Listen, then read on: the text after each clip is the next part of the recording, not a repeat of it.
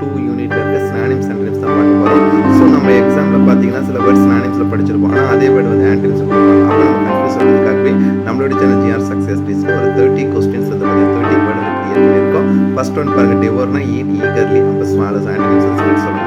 So அதே வெட்னா short சொல்லுவோம், பிளண்ட்ல compare பண்ணக்கூடிய கேட்டகரி.